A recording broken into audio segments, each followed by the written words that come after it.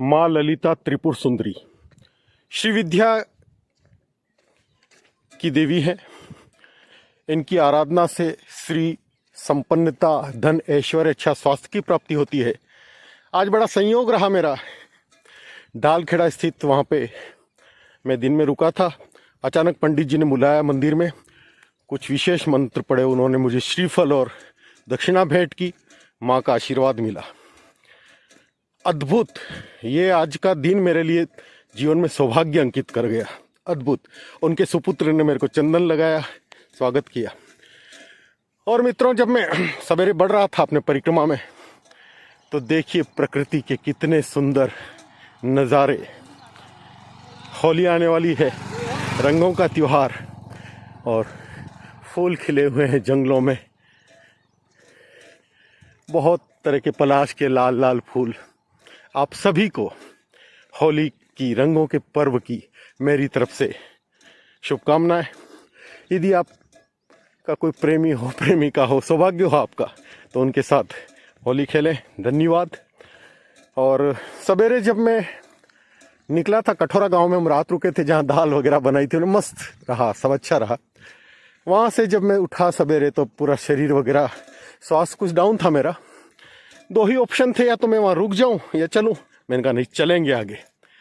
चलना शुरू हुए तो रास्ते में यहाँ देखिए, देखते ही मुझे लगा कि नदी होगी तो उधर जाना पड़ेगा, लेकिन गांव वालों ने पार करने के लिए यहाँ बना रखा था। तो कठोरा गांव के बाद हम माँ के किनारे किनारे ही चले। सवेरे सवेरे का समय। ये जो बाबा हैं, ये उत्तर प्रदेश के बरेली के हैं, बांस बरेली जिसको कहते हैं।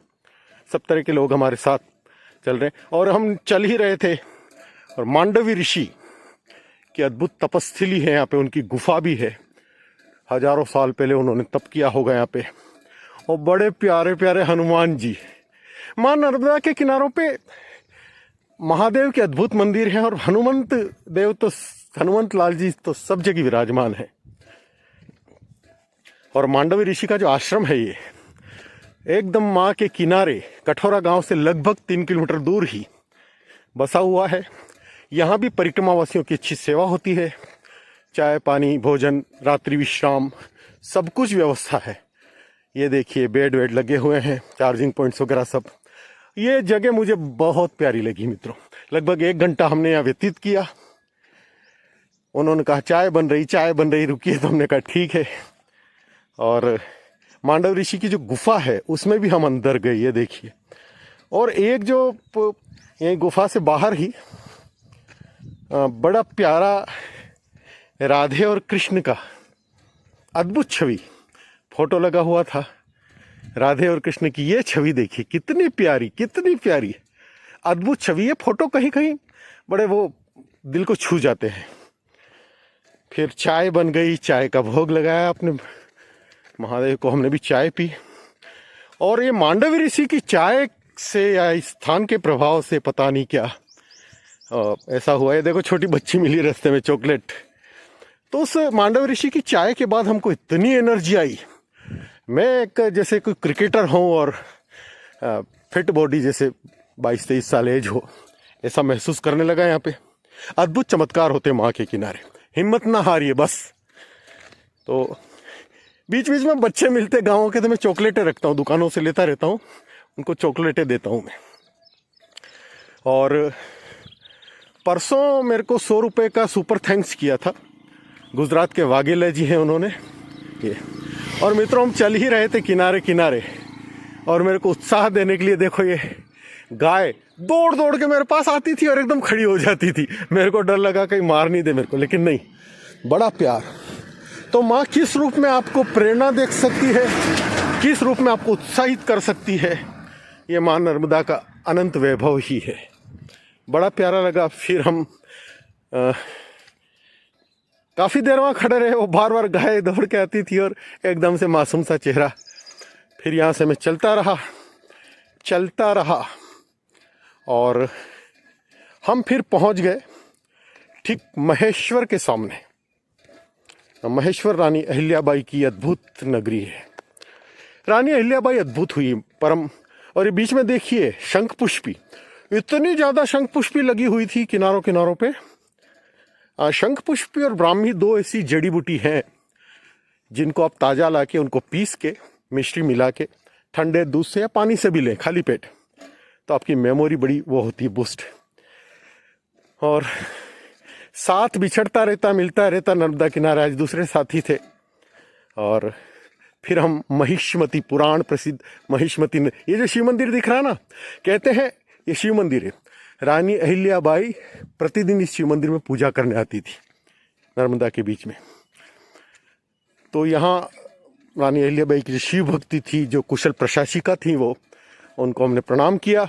और सामने शालीवाहन तीर्थ था, यहाँ भोलेनाथ का मंदिर और गणेश जी तो अद्भुत, मैंने बहुत स्तुति की। और ये महादेव जो है मित्रों, ये कोई वो फैक्ट्री से वो पत्थर घिस के वगैरह ऐसे नहीं बनाए गए। नर्मदा जी का ये ओरिजिनल जैसे यूँ शिवलिंग वहीं से लाए, स्थापित की नर्मदा के कंकर शंकर। और ऐसे जो विग्रह हैं वो बहुत प्रभावशाली होते हैं। आप बैठिए, कुछ जप करिए या कुछ स्तुति करिए, यहाँ पे आपको तुरंत फल दिखेगा। ऐसे महादेव विग्रह नर्मदा किनारे बहुत हैं। और ये प्यारे प्यारे हनुमान जी थे यहाँ पे, बहुत प्यारे हैं। इनको देख के मुझे पनकी बाबा कानपुर में है हनुमान जी, उनकी याद आ गई। तो शालीवाहन तीर्थ ठीक महेश्वर के सामने है। काफ़ी धर्मशाला बनी हुई है, काफ़ी लंबा चौड़ी जगह है और पेड़ पौधे अद्भुत लगे हुए हैं। एक प्रकार से ऐसा लगता है किसी हम गार्डन में है, बगीचे में है। यहाँ मुझे बड़ा प्यारा लगा। और एक पीपल का बहुत बड़ा वृक्ष था यहाँ पे, देखिए। और इसमें ऐसे प्राकृतिक दरवाजे जैसी एक दृश्य बना हुआ है। मैं काफ़ी देर यहाँ बैठा तो मैंने महसूस किया कि निश्चित रूप से कोई चेतना विराजमान है इस पेड़ के रूप में। अद्भुत। देखिए, न लोष्टे विद्यते देवा न पाषाणे न काष्ठे, भावो ही विद्यते देवा भावो ही तस्मात् कारणम। आपके भावभूमि ही सब कुछ है। फिर आगे बढ़े थोड़े, एक समोसे की दुकान दिखी। गरम गरम समोसे देख के मुझे किसी की याद आ गई। एक समोसा खाया, थोड़े पोहे खाए मैंने, एक चाय पी मस्त वाली। और आज मेरा मूड था, क्योंकि सवेरे तबीयत खराब होने से मैं नहाया नहीं था, तो मैंने कहा आज भोजन के चक्कर में पड़ेंगे ही नहीं दिन में। तो मैं नाश्ता हो गया था, किनारे किनारे चलता रहा और मैं पहुंच गया सहस्त्रधारा। महेश्वर के बाद जब नीचे नर्मदा जा रही तो सैकड़ों धाराओं में विभक्त हो जाती है और एक प्रकार का प्रपात बनाती है छोटा मोटा। तो सहस्त्रधारा यहाँ लगभग 2 घंटे में रुका। भयंकर गर्मी पड़ रही थी तो मैंने जी भर के स्नान किया यहाँ पे बहुत। और मेरा कुर्ता भी धो दिया मैंने, मतलब पानी में निकालते, हम साबुन वगैरह यूज़ नहीं करते नर्मदा में। और मैं खूब स्नान किया यहाँ पे, खूब, मतलब या पानी में लेटा रहा मैं। ये देखो बॉडी बिल्डर। और हम अकिंचन स्थिति में हैं, और तो क्या साधन से हम शिव का अभिषेक करें। लेकिन नर्मदा जल से ऐसे बहुत देर तक, 10-15 मिनट तक मैंने ऐसे अभिषेक किया। शिव को जलधारा बड़ी प्रिय। फिर जब चल रहा था मित्रों, अचानक ये, वहाँ से मैं स्नान करके चला था, अचानक ये, और यहीं पे मेरे कदम रुक गए और जैसे कोई आकाशवाणी हो रही हो, जैसे प्रेरणा हो रही हो बड़ी तीव्र कि इन दोनों पत्थरों को उठाओ और आजीवन इनको साथ रखो। कुछ जोड़े टाइप था मामला, पता नहीं, मुझे कुछ रहस्य समझ में नहीं आया।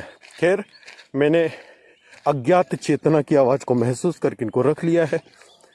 अद्भुत पत्थर। फिर वहाँ से मैंने कहा किनारे किनारे चलेंगे। दैट वाज रॉन्ग डिसीजन, लेकिन अनुभव मिला बहुत ही, मतलब कांटों में और झुक झुक के और बबूल के पेड़ों के बीच से। कहीं कहीं तो ऐसी जगह थी शायद कोई जाता ही नहीं होगा उधर। लेकिन मैं लगभग 1 किलोमीटर का ये एरिया पार किया मैंने। बहुत कठिन था मित्रों, लेकिन अच्छा लग रहा था। सहस्त्रधारा पे स्नान के बाद बहुत अच्छा। और यहीं पास में ही माँ नर्मदा थी और फिर मैं थक भी गया था, तो ये बिल्कुल किनारे ही चल रहा था मैं।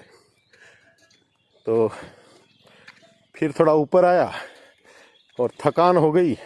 भोजन मेरे को करना नहीं था, रेस्ट जरूरी था। और ये पास ही देखिए नर्मदा मैया बह रही है और यहीं बबूल वगैरह की, और काफ़ी छाया थी, ठंडक थी यहाँ पे। और मैं यहाँ पे बैठ जाता हूँ। भैंस चरा रहे थे, एक भैया वो आ गए, उनसे खूब बातें हुई। उसके बाद जो शुरू में आपको बताया मैंने, माँ त्रिपुर सुंदरी का विग्रह, वहीं पहुँचा, मंदिर ढालखेड़ा। बुक की इच्छा नहीं थी, लेकिन माता जी थी, वो ब्राह्मण परिवार रहता वहाँ पे। और ये जो विग्रह मैंने देखा त्रिपुर सुंदरी का, वहाँ अद्भुत था। मैं कुछ बता नहीं सकता, अद्भुत प्रभाव महसूस किया। वहाँ कोई ब्राह्मण फैमिली थी और बड़े संस्कारी लोग थे, उन्होंने मेरे को अच्छा सम्मान दिया। और पंडित जी ने फिर मंदिर खोल के श्रीफल और पता नहीं कुछ माँ के सामने मंत्र वगैरह पढ़े और मेरे को भेंट दक्षिणा तिलक लगा के दी उन्होंने। माँ का आशीर्वाद मिला, मुझे महसूस हो रहा है। फिर वहाँ से आगे बढ़ने के बाद ये बीच में एक रेवा कुटीर थी, वहाँ घंटे भर में रुकना मुझे ज़्यादा था नहीं। फिर खेतों में होते होते धीरे धीरे शाम को मैं आगे बढ़ता हूँ और पहुँच जाता हूँ लगभग 5:30 बजे बलगांव। नर्मदा किनारे भूतनाथ महादेव, भूतेश्वर सन्यासी महात्मा का स्थान है। सैकड़ों परिक्रमावासी यहाँ आते हैं, रुकते हैं।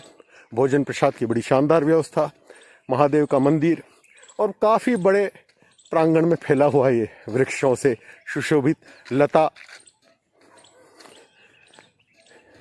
बता से सुशोभित। और यहाँ भी महादेव, मैं कहीं भी जाता हूँ तो महादेव का यदि मंदिर है, और प्राकृतिक शिवलिंग है।